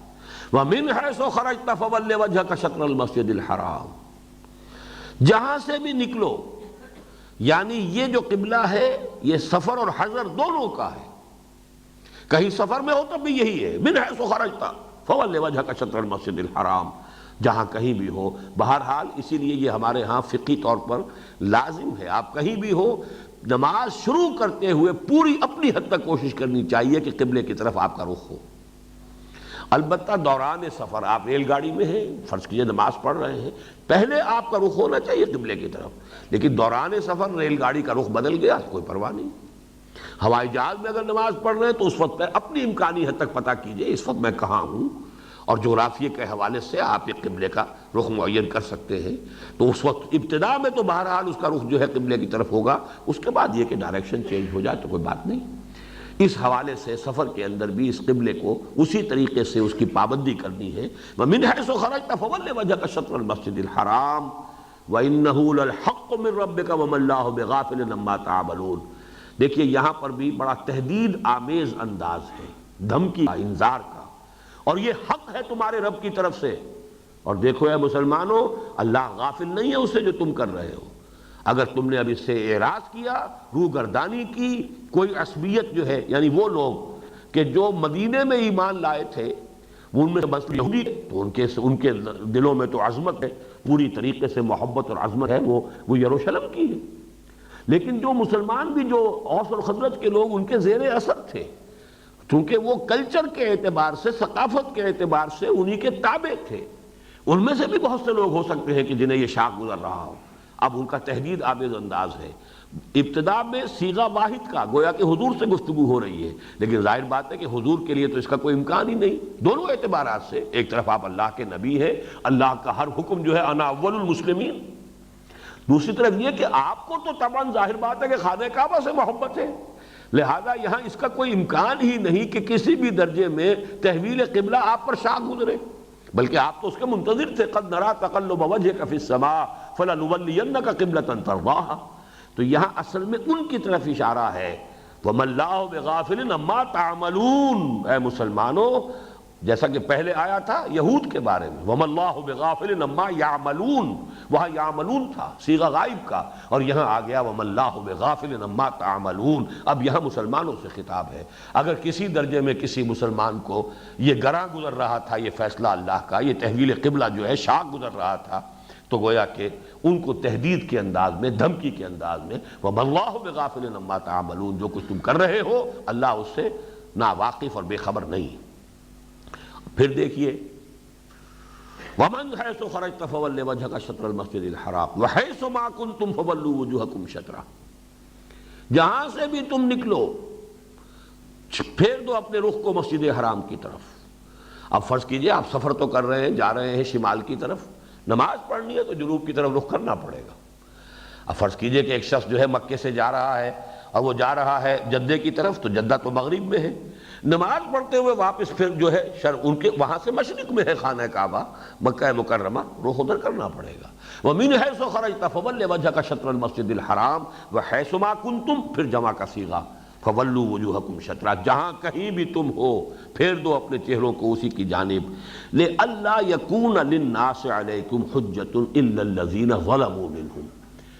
اس حصے کو سمجھنے میں کافی دقت ہوئی ہے بہت سے حضرات کو، اور مجھے بھی یہ بمشکل سمجھ میں آیا ہے، لیکن الحمدللہ کہ اب مجھے اس پر پورا انشراح ہے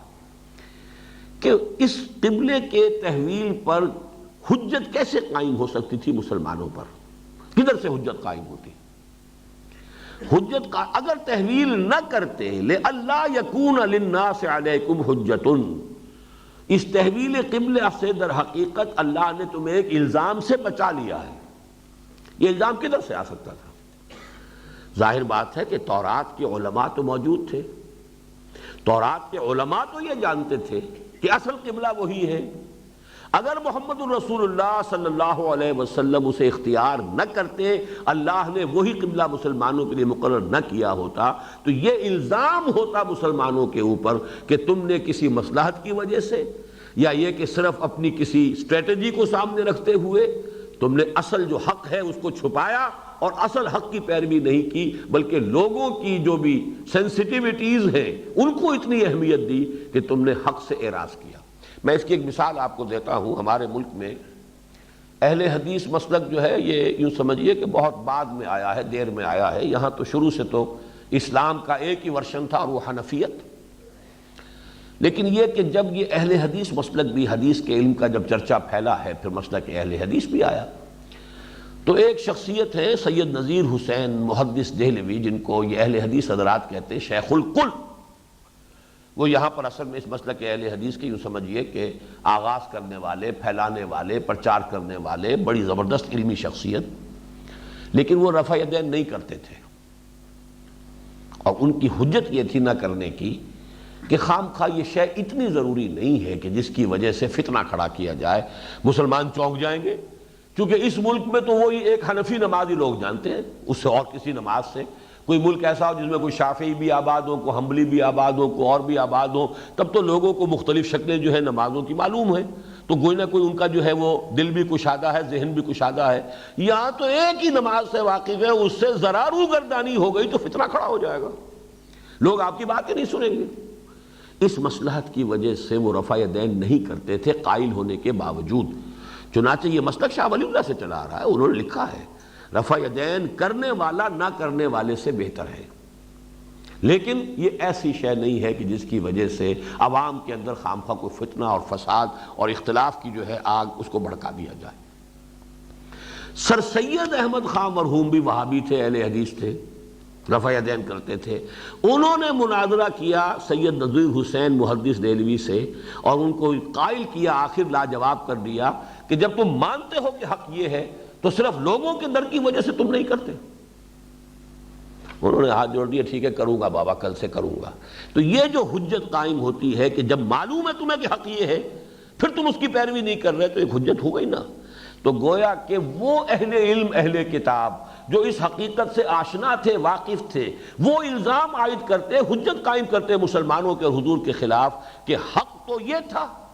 اگر یہ تمہاری نگاہوں سے اوجھل رہا تو بھی تمہاری نبوت کے اوپر ایک تان آ گیا، ایک شک اور شبے کی بات پیدا ہو گئی، اور اگر حق سے اعراض کیا ہے مصلحت کی وجہ سے تب بھی گویا کہ استقامت کے اندر کمی ہوئی۔ یہ حجت اے مسلمانوں تم پر قائم ہو جاتی اگر یہ تحویل قبلہ نہ ہو اور تمہارا رخ جو ہے مسجد حرام کی طرف نہ کر دیا جائے۔ اب حجتیں دو طرف سے آ سکتی تھی، اس وقت آ رہی ہے الا الذین ظلموا منہم کی جانب سے، جو کہ نا انصاف ہیں، مجرم ہیں، فاسق و فاجر ہیں، وہ بھی تمہارے خلاف طوفان اٹھا رہے ہیں کہ یہ کیسا دین ہوا کہ جس کا کہ قبلہ ہی معین نہیں، 16 مہینے یہ شمال کی طرف رخ کر کے نماز پڑھتے رہے، اب ان کا جو ہے پتہ چلا انہیں کہ قبلہ یہ ہے، ادھر رخ کیا ہے۔ تو یہ بھی ایک حجت ہے، لیکن یہ حجت قائم کرنے والے فاسق اور فاجر اور ظالم لوگ ہیں، اور اگر یہ تحویل قبلہ نہ ہوتی تو ان کے اہل حق جو ہے ان کی طرف سے، جو حقائق سے باخبر ہے، ان کی طرف سے حجت قائم ہوتی کہ کیسے ہوئے یہ آخری نبی اور آخری رسول، اور ان پر بھی یہ بات منکشف نہیں ہوئی، اور انہوں نے بھی اصل حقیقت کی طرف جو ہے وہ لوگوں کو جو ہے وہ متوجہ نہیں کیا۔ یہ گویا کہ تان ہوتا تم پر، تمہارے خلاف اور نبوت محمدی کے خلاف ان لوگوں کا کہ جو حقیقت سے آگاہ ہے۔ لے اللہ، یہ ہم نے حکم اس لیے دیا، قبلے کی یہ تحویل اس لیے کر دی، لِأَلَّا يَكُونَ لِلنَّاسِ عَلَيْكُمْ حُجَّةٌ، تاکہ لوگوں کو تمہارے خلاف کوئی حجت ان کو باقی نہ رہے، تم پر اعتراض کرنے کے لیے کوئی بنیاد ان کے پاس باقی نہ رہے۔ إِلَّا الَّذِينَ ظَلَمُوا مِنْهُمْ، ہاں رہ گئے دوسرے لوگ جو ظالم ہیں، فاسق ہیں، فاجر ہیں، اور وہ بے پرکی اڑانے والے ہیں، جن کا کوئی اعتبار نہیں، جن کی کوئی ثقافت نہیں، جن کا کوئی جو ہے معاشرے کے اندر بھی ظاہر بات ہے کہ لوگ جانتے ہیں کہ کون کیا ہے، ان کی بات کی پرواہ نہ کرو، ان باتوں کو تو نظر انداز کر دو۔ لیکن یہ کہ اگر یہ قبلے کی طرف، اگر بیت المسجد حرام کی طرف یہ تحویل قبلہ نہ کی جاتی تو ان کے اہل حق کی طرف سے تمہارے خلاف حجت قائم ہوتی۔ فلا تخشوہم واخشونی، تو اب وہ جو ظالم ہیں، ان کے لوگ فاسق اور فاجر ہیں، ان سے مسلمانوں تم بالکل نہ گھبراؤ، مت ڈرو، واخشونی، خشیت اختیار کرو میری، خوف ہونا چاہیے میری پکڑ کا، میرے محاسبے کا۔ وَلِأُتِمَّ نِعْمَتِي عَلَيْكُمْ، اور یہ در حقیقت تحویل قبلہ اب اس اتمام نعمت کے لیے ہے جو تم پر ہونے والا ہے۔ تمہیں اب یہ یہاں گویا کہ جو ابتدا میں مضمون آیا تھا کہ یہ تحویل قبلہ علامت ہے تحویل امامت کی، جس منصب امامت پر نسل ابراہیمی کی وہ شاخ فائز رہی ہے 2000 برس تک، در حقیقت تحویل قبلہ اس بات کی علامت ہے کہ اب اس منصب پر تم فائز کیے جا رہے ہو، تمہارا یہ جو مرکز ہے روحانی اور دینی، وہ اب اہل توحید کا ہمیشہ کے لیے اب یہ ہے کہ جو مرکز ہوگا اور قبلہ رہے گا، اور یہ در حقیقت وَلِأُتِمَّ نِعْمَتِي عَلَيْكُمْ، تاکہ میں اپنی نعمت کا تم پر اتمام فرماؤں، نعمت ہدایت کا اتمام ہو، نور ہدایت جو ہے تم پر کاملتاً اتار دیا جائے، شریعت کی تکمیل ہو جائے، دین کی تکمیل ہو جائے۔ یوں نوٹ کیجئے کہ وہ آیت کہ جو پھر نازل ہوئی ہے تقریباً 8 سال بعد، کہ جو سورہ مائدہ میں ہے، الْيَوْمَ أَكْمَلْتُ لَكُمْ دِينَكُمْ وَأَتْمَمْتُ عَلَيْكُمْ نِعْمَتِي وَرَضِيتُ لَكُمُ الْإِسْلَامَ دِينًا، آج کے دن میں نے تم پر اپنے دین کی تکمیل کر دی، اپنی نعمت کا اتمام فرما دیا، اب تمہارے لیے ہمیشہ ہمیش کے لیے اسلام کو دین کی حیثیت سے پسند کر لیا، ایکنالج کر لیا، ریکگنائز کر لیا، رضیت لکم الاسلام دینا۔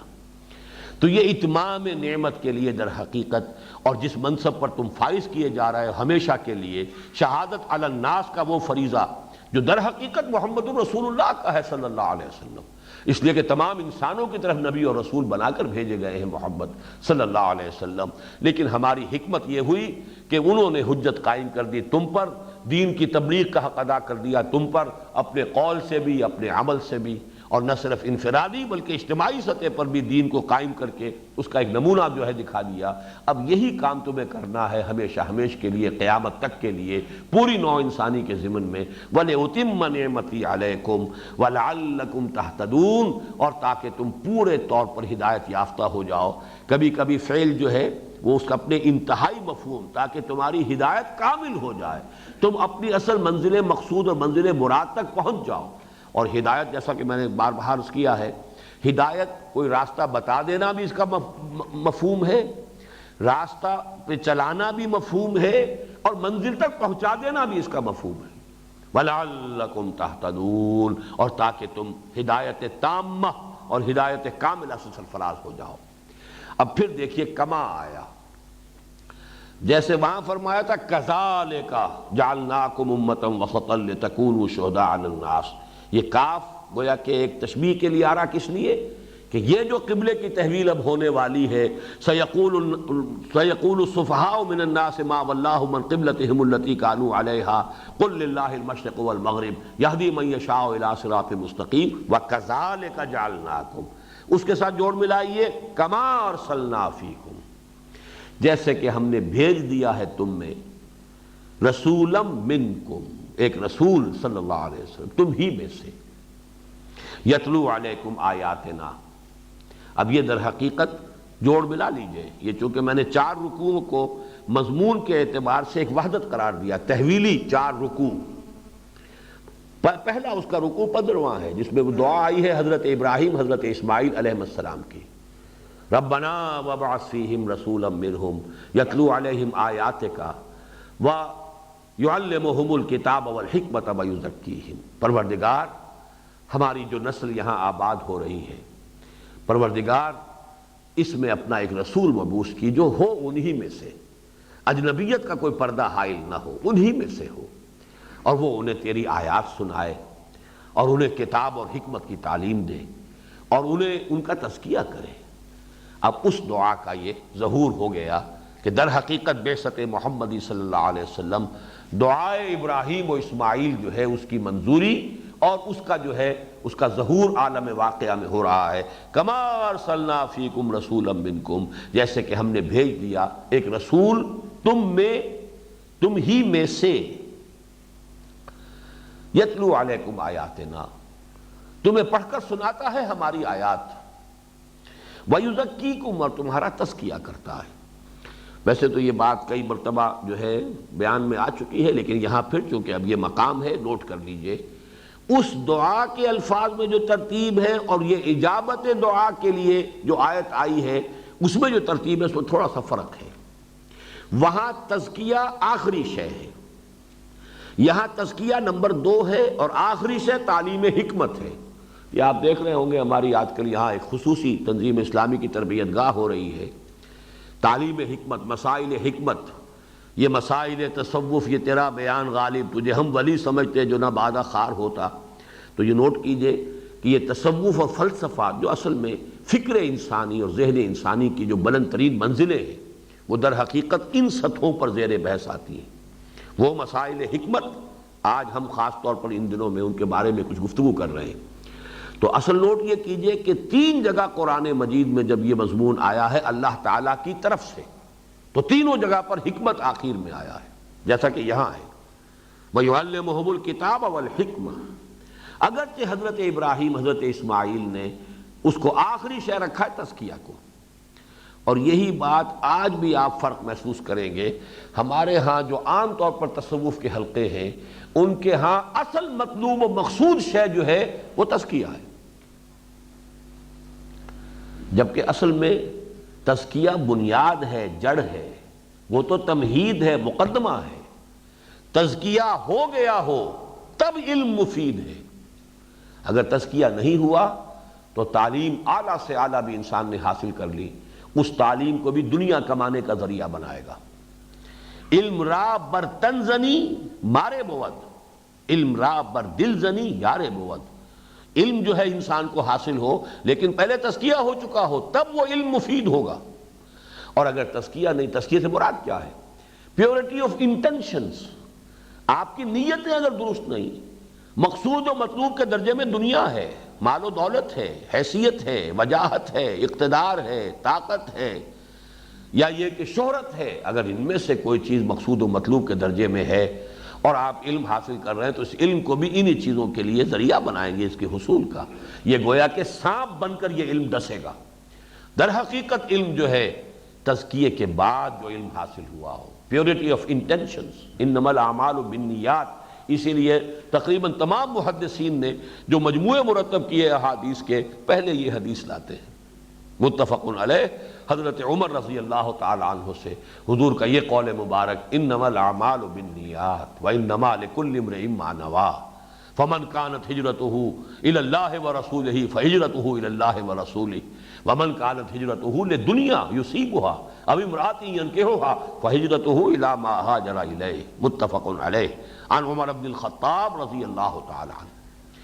پہلی شے یہ ہے نیت درست ہو، مطلوب و مقصود صحیح ہو جائے،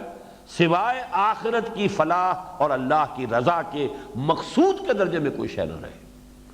اگر کوئی اور شے جو ہے وہ مقصود کے درجے میں ہے تو پھر وہ در حقیقت وہ سارا علم اور فضل اور ساری اس لیاقت اور فطانت اور ذہانت اور صلاحیت، یہ سب کے سب انسان کے لیے علم را بر تنزنی مارے بود، پھر یہ سانپ بنتا ہے، ڈستا ہے انسان کو۔ بہت بڑا علم تھا ابو الفضل اور فیضی کا، لیکن ان بدبختوں نے اس علم سے جو فائدہ اٹھایا وہ یہ کہ ایک فتنہ، دین اکبری، دین الہی ایجاد کیا ہے۔ اکبر میں کہاں اس کی صلاحیت تھی کہ وہ کوئی نیا دین ایجاد کر لیتا؟ ان پڑھ آدمی، چٹا ان پڑھ۔ یہ تو اصل میں بڑے جو غادری علماء تھے ابو الفضل اور فیضی جیسے، وہ جس کو اقبال نے کہا ہے کہ وہ فقیہ شہر جو ہے وہ لغت قارو ہے لغت ہائے حجازی کا، تو لغت ہائے حجازی کا اتنا بڑا قارون تھا وہ کہ اس نے بے نقط تفسیر لکھ دی پورے قرآن مجید کی۔ یعنی یہ کہ جو الفابیٹ کی تختی ہے اس میں سے نقطے والا کوئی حرف نہیں آیا، کوئی لفظ جس میں نقطے والا حرف شامل ہو پوری تفسیر میں نہیں آیا۔ اور اس کی تفسیر پر، اس کے علم کے اوپر بھی جو گرفت تھی وہ اتنی تھی کہ اس کی اس تفسیر کے اوپر کوئی اعتراض نہیں ہوا۔ بعد میں وہی ذہانت، وہی فطانت، وہی لیاقت استعمال ہوئی، کاہے کے لیے؟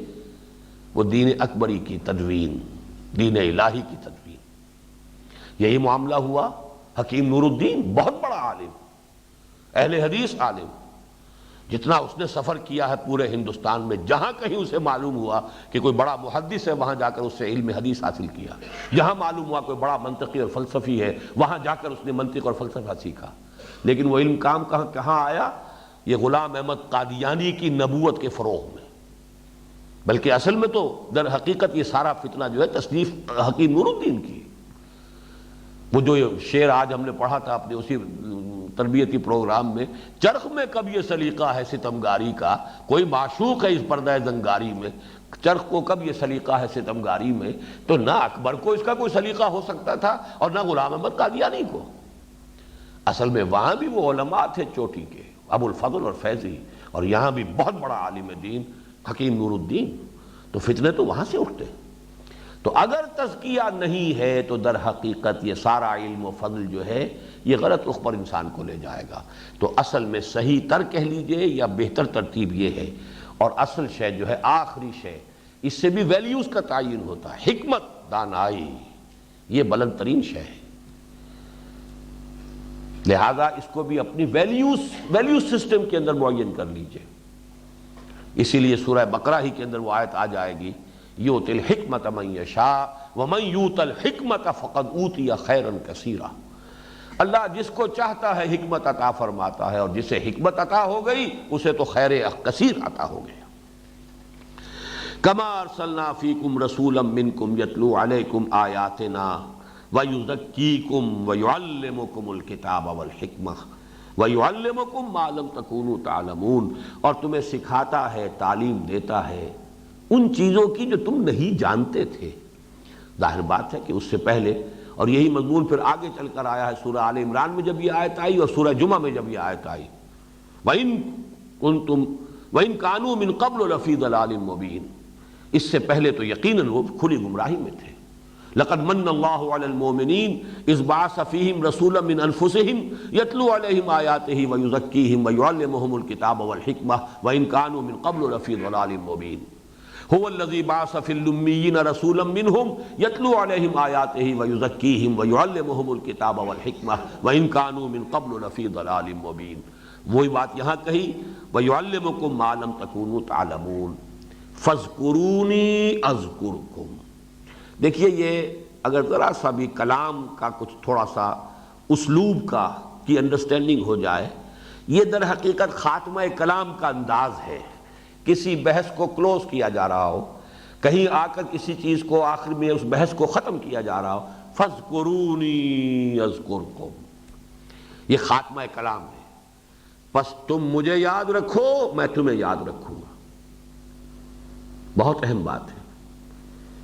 یہ جو مذاکرہ باہمی ہے، تذاکر باہمی ہے، یہ در حقیقت اہم ہے اس اعتبار سے کہ یہ بائی لیٹرل ریلیشن شپ جو ہے اللہ کے اور بندے کے مابین، اس کا ایک عظیم مظہر یہ بھی ہے۔ تم اللہ کی طرف آؤ گے، اللہ تمہاری طرف آئے گا۔ تم اللہ سے اعراض کر لو گے، اللہ بھی اپنی عنایتیں اور شفقتیں تم سے وہ دور کر دے گا، اپنا رخ پھیر لے گا۔ تم توبہ کرو گے، پلٹو گے، اللہ بھی رجوع کرے گا۔ تم معصیت سے توبہ کرو گے، تواب، کل بنی آدم توابون خطاؤون وخیر الخطائین التوابون، اور اللہ بھی، ان اللہ تواب الرحیم، وہ بھی تواب، تم بھی تواب۔ تمہاری توبہ کیا ہے؟ معصیت سے، غفلت سے، فسق سے، فجور سے تم نے توبہ کی، رجوع کیا۔ اللہ کی توبہ کیا ہے؟ اس نے اپنی عنایت اور شفقت کا رخ تم سے پھیر دیا تھا، اب پھر وہ اپنی شفقت اور عنایت اور رحمت کے ساتھ تمہاری طرف متوجہ ہو گیا۔ تم مجھے یاد کرو، میں تمہیں یاد کروں گا۔ تم میری مدد کرو، میں تمہاری مدد کروں گا۔ ان تنصروا اللہ ینصرکم ویثبت اقدامکم، اگر تم اللہ کی مدد کرو گے تو اللہ تمہاری مدد کرے گا۔ وَلَيَنصُرَنَّ اللَّهُ مَن يَنصُرُهُ، یقیناً اللہ مدد کرے گا اس کی جو اس کی مدد کرتا ہے۔ فَاذْكُرُونِي أَذْكُرْكُمْ، اور حدیث میں تو الفاظ یہ آئے ہیں، میرا بندہ اگر مجھے اپنے دل میں یاد کرتا ہے، میں بھی اس کو اپنے جی میں یاد کرتا ہوں۔ اور میرا بندہ اگر میرا تذکرہ، میرا ذکر کسی محفل میں کرتا ہے تو میں اس کا ذکر اس سے کہیں بہتر محفل میں کرتا ہوں۔ اللہ کی محفل تو وہی ہے، وہ امیر خسرو کے اشعار میں جو آیا ہے کہ خدا خود میر محفل بود اندر لا بقا خسرو، محمد شمع محفل بود شب جائے کہ من بودم۔ یہ ملائکہ مقربین کی محفل ہے۔ اگر آپ کسی محفل میں اللہ کا ذکر کر رہے ہیں، اللہ کا تذکرہ کر رہے ہیں، اللہ کی عظمت کا بیان کر رہے ہیں، اللہ کی آیات جو ہے لوگوں کے سامنے کھول کھول کر بیان کر رہے ہیں، اللہ آپ کا ذکر اور آپ کا تذکرہ کرے گا ملائکہ مقربین کی محفل میں۔ پھر وہ الفاظ بھی حدیث میں آئے ہیں، اگر کوئی میرا بندہ میری طرف چل کر آتا ہے، میں دوڑ کر آتا ہوں۔ میرا بندہ بارش بھر آتا ہے، میں ہاتھ بھر آتا ہوں۔ تو یہ سمجھیے کہ دو طرفہ معاملہ ہے، یک طرفہ نہیں ہوگا، ون وے ٹریفک نہیں ہے۔ اللہ کے ساتھ یہ تمام معاملات، تم اللہ سے محبت کرو، اللہ تم سے محبت کرے گا۔ تم اللہ کی مدد کرو، اللہ تمہاری مدد کرے گا۔ تم اللہ کو یاد کرو، اللہ تمہیں یاد رکھے گا۔ فَاذْكُرُونِي أَذْكُرْكُمْ وَاشْكُرُوا لِي، اور میرا شکر کرو۔ یہ شکر جو ہے ہمارے منتخب نصاب کے درس نمبر 3 کی بڑی بنیادی بحث ہے۔ حکمت کا اصل حاصل شکر ہے۔ وَلَقَدْ آتَيْنَا لُقْمَانَ الْحِكْمَةَ أَنِ اشْكُرْ لِلَّهِ، یہ در حقیقت اس کا اصل حاصل ہے، اس کا نتیجہ ہے اللہ کا شکر۔ جب معرفت ہوگی میرا خالق وہ، میرا مالک وہ، میرا رازق وہ، میرا منعم وہ، منعم حقیقی وہ ہے، تو اسی کے لیے شکر کے جذبات دل میں بھی پیدا ہوں گے، زبان پر بھی الفاظ کا جامہ پہن کر آئیں گے، اور اپنے پورے وجود سے، پوری شخصیت کے ایک ایک منہ سے انسان جو ہے وہ اللہ تعالیٰ کا شکر کر رہا ہوگا۔ وَاشْكُرُوا لِي وَلَا تَكْفُرُونَ، اور کفران نعمت نہ کرو۔ یہاں پر لفظ شکر کے مقابلے میں آ رہا ہے، یہاں انکار کے معنی میں نہیں آئے گا، یہ اصطلاحی کفر نہیں ہے، بلکہ فَاشْكُرُوا لِي وَلَا تَكْفُرُونَ، میرا شکر کرو، کفران نعمت نہ کرو۔ بہرحال امکانی حد تک یہ کہ میرا انکار نہ کرو، میرا کفر نہ کرو، یہ بھی اس کے اندر مراد دیا جا سکتا ہے۔ جیسا کہ میں نے عرض کیا تھا کہ اللہ کے فضل و کرم سے آج ہم نے یہ خاصا بڑا حصہ ہے قرآن مجید کا جس کے مطالعے کی تکمیل کر لی ہے۔ بارک اللہ لی و لکم فی القرآن العظیم و نفعنی و ایاکم بالآیات والذکر الحکیم۔